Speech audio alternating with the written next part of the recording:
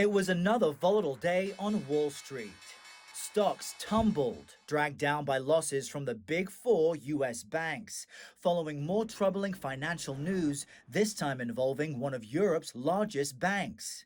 Credit Suisse shares fell 24% today over funding concerns and the discovery of material weaknesses in its business. How concerned should Americans be based on what they're seeing happening in Europe right now? The issue with banking is that so much of it is relying on confidence.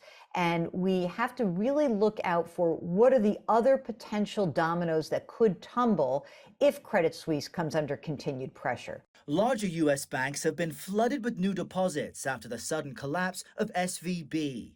Bank of America reportedly received more than $15 billion. JP Morgan has seen billions flowing in as well. I immediately looked at a larger bank. Anthony Coombs, who founded a mail-order underwear company in Santa Monica, moved most of his money out of SVB to a bank he says is too big to fail. The first thing I did, I had never done this before, is I went online and saw total amount of assets each bank held.